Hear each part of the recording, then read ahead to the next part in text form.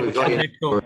Cool. Thank you. Sorry about that. Johnny, listen, a lot of the talk building up to the match was about, I guess, stiffening the batting and trying to put on that big score that the team's been chasing for. How much of a disappointment was that total? Well, I think that when you look at the toss as well, that obviously didn't go our way.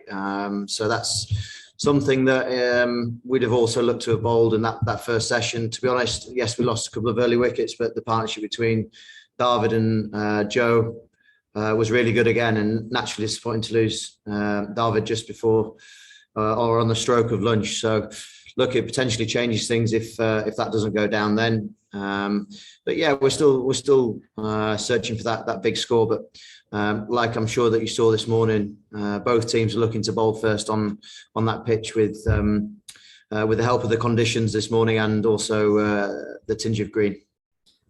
Obviously, prefer to focus on your own performances, but in the afternoon, did you feel there was one or two self-inflicted wounds from the guys in the afternoon session?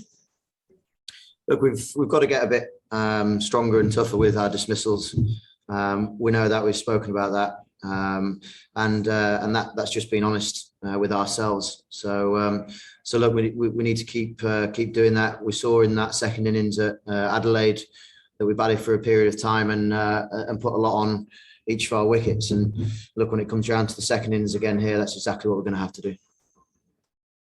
And how much hard work do you expect over the next few sessions? Because obviously the job is now to try and keep that number for Australia down as low as you can, but I guess that won't be easy. It is, but we're also bowling on the same pitch that they've bowled on. So I think that we've seen this evening, yes, David came out and played some shots and applied pressure back on our bowlers. We turn up again in the morning. We've seen the pitch offer plenty throughout the day, and hopefully we'll be able to turn up in the morning. We've got one end that's potentially open with a night watchman, and look to put pressure on Harris and the night watchman to get some early inroads. Thank you, Joey. Thanks. Okay, let's go. Mel Farrell, Louis Cameron, Dean Wilson. Have you remembered all that? Thanks, Danny. Thanks, Johnny. We've seen you that the team generally trying all sorts of different things in the nets, different drills, all sorts of stuff. Can you give us a sense of just how hard you're trying to find the answers to the batting woes generally, and why do you think it is that it's so hard, being so hard to find them? Yeah, I can tell you now, everyone's trying. That's exactly what it is. Everyone is trying, and different methods, individual methods, individual training techniques implemented. Why is it so difficult?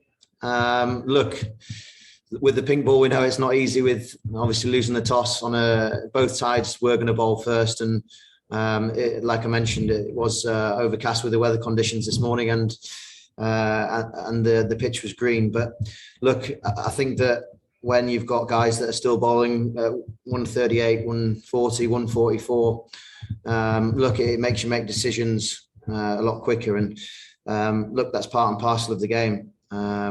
And I thought that they bowled well, and we can come back in the morning and we can apply that same pressure that they applied to us early on in that morning session tomorrow.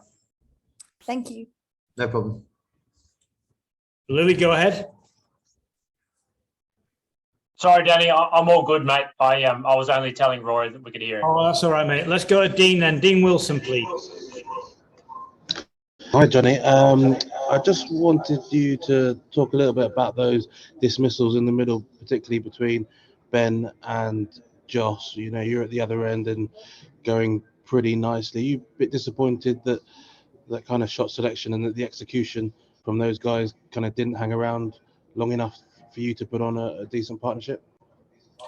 Look, I don't think it's need to explain. Obviously, it's individuals going out and playing the way in which they foresee the best way, and that's exactly what it's about. Naturally, the execution of those wasn't there today, but the amount of times we've seen those shots being executed and go to the boundary is high. So look, it's one of those that they and we will look back on and probably reassess next time and potentially take a different option.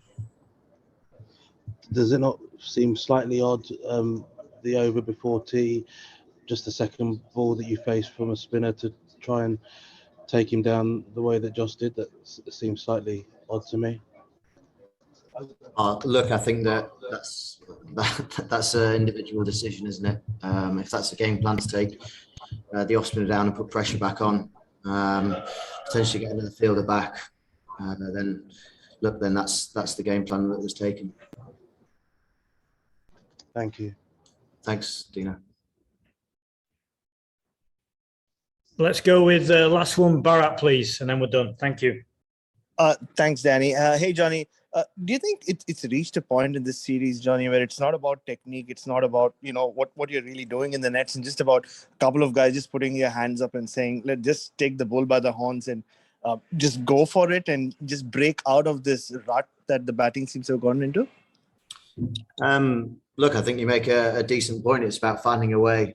It's about finding a way of scoring runs individually. You look amongst techniques that have scored runs over here over many years. There's not one method that works.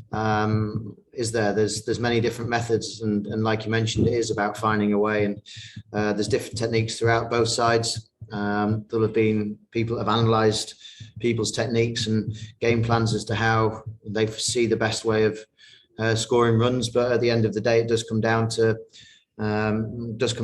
scoring runs and spending time out in the middle.